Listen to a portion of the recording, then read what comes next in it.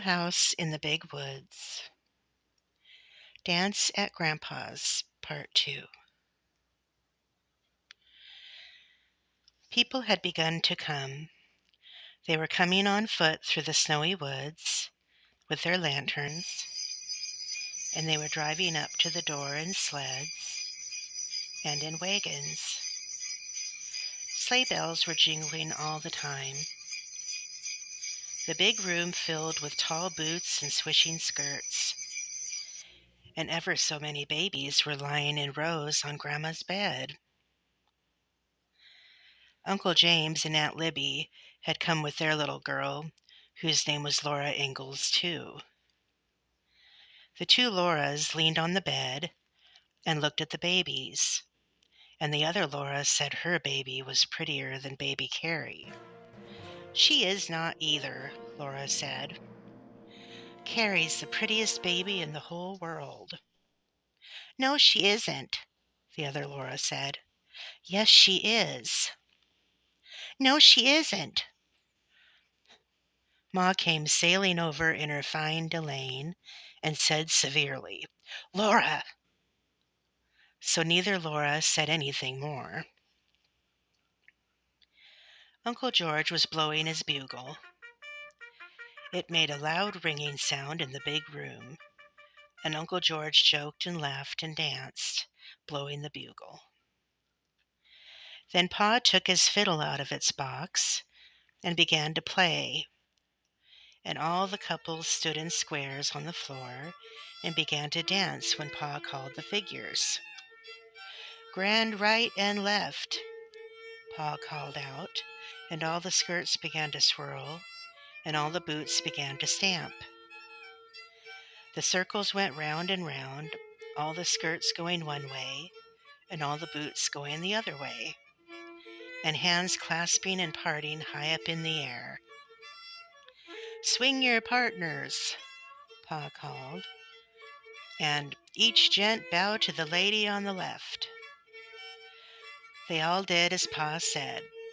Laura watched Ma's skirt swaying and her little waist bending and her dark head bowing, and she thought Ma was the loveliest dancer in the world. And the fiddle was singing. The little circles and the big circles went round and round, and the skirts swirled and the boots stamped, and partners bowed and separated and met and bowed again. In the kitchen, Grandma was all by herself, stirring the boiling syrup in the big brass kettle.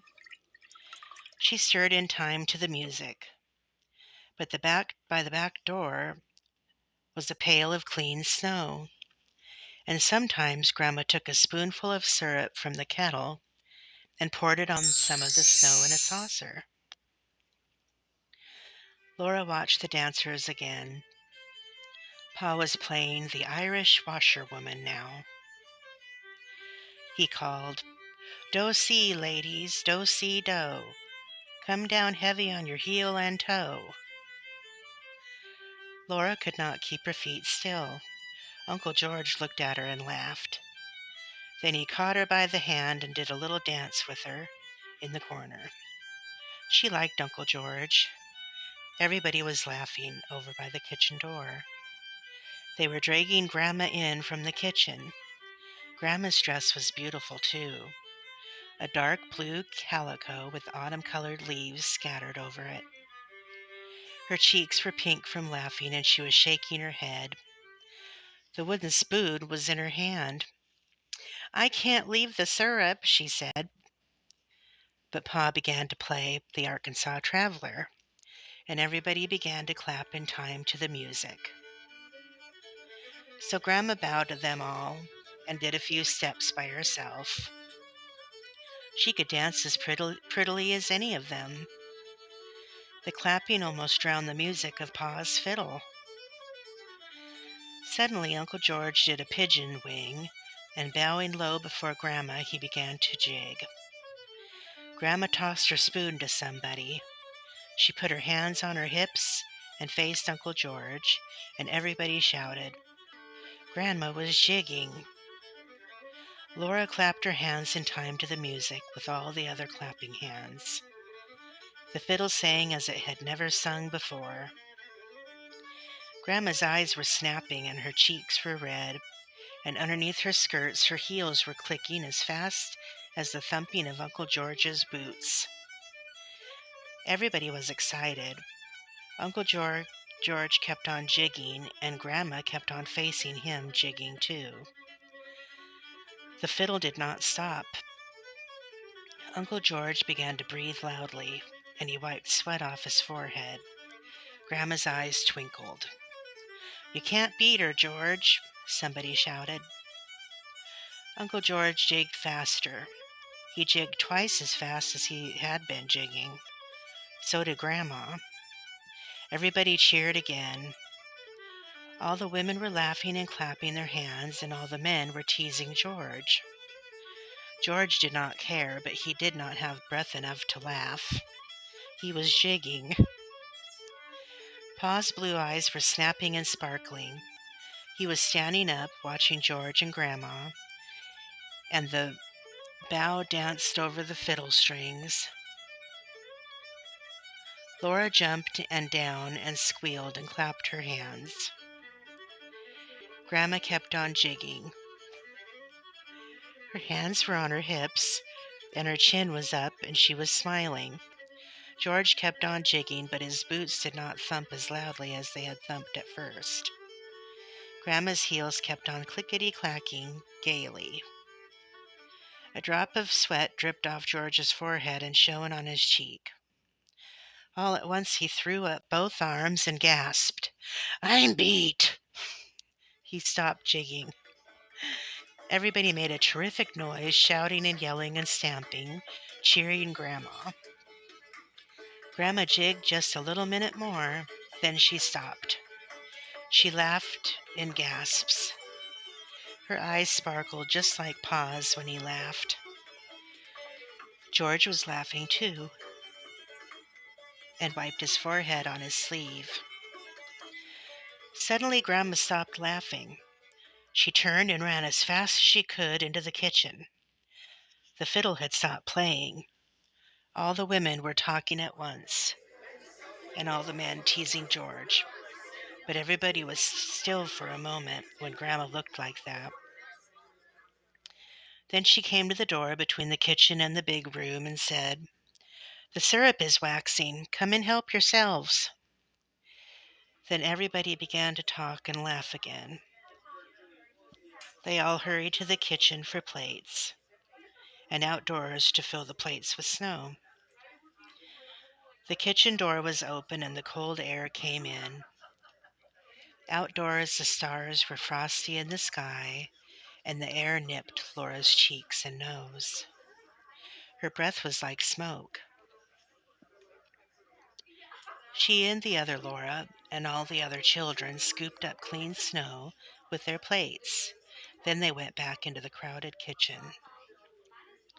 Grandma stood by the brass kettle, and with the big wooden spoon, she poured hot syrup on each plate of snow. It cooled into soft candy, and as fast as it cooled, they ate it. They could eat all they wanted, for maple sugar never hurt anybody. There was plenty of syrup in the kettle, and plenty of snow outdoors. As soon as they ate one plateful, they filled their plates with snow again, and Grandma poured more syrup on it. When they had eaten the soft maple candy until they could eat no more of it, then they helped themselves from the long table loaded with pumpkin pies and dried berry pies and cookies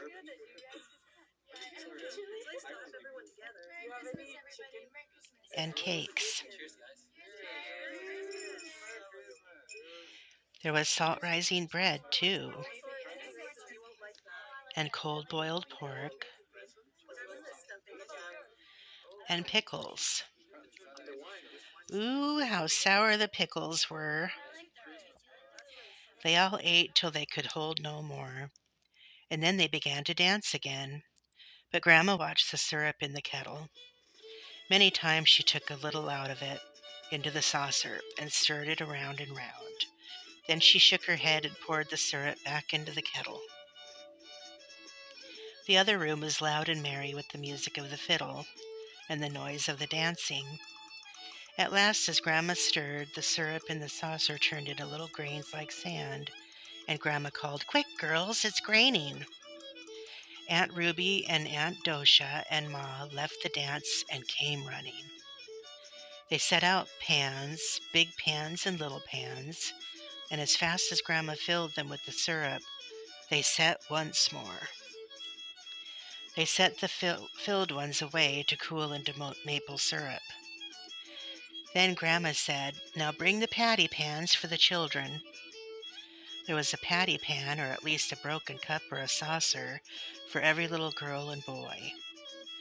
They all watched anxiously while Grandma ladled out the syrup. Perhaps there would not be enough. Then somebody would have to be unselfish and polite. There was just enough syrup to go around. The last scrapings of the brass kettle exactly filled the very last patty pan. Nobody was left out. The fiddling and the dancing went on and on. Laura and the other Laura stood around and watched the dancers. Then they sat down on the floor in a corner and watched. The dancing was so pretty and the music so gay that Laura knew she could never get tired of it.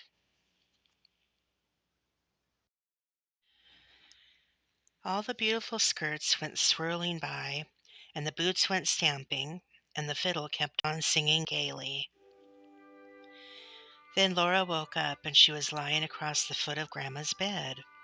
It was morning. Ma and Grandma and baby Carrie were in the bed.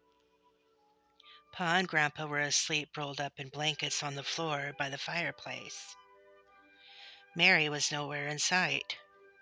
She was sleeping with Aunt Dosha and Aunt Ruby in their bed. Soon everybody was getting up.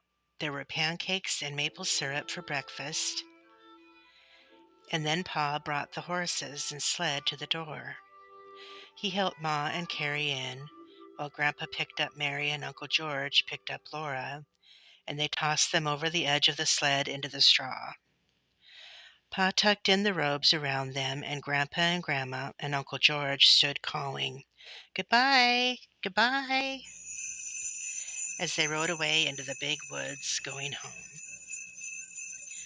The sun was warm, and the trotting horses threw up bits of muddy snow with their hoofs. Behind the sled, Laura could see their footprints, and every footprint had gone through the thin snow into the mud. "Before night," Pa said, "we'll see the last of the sugar snow."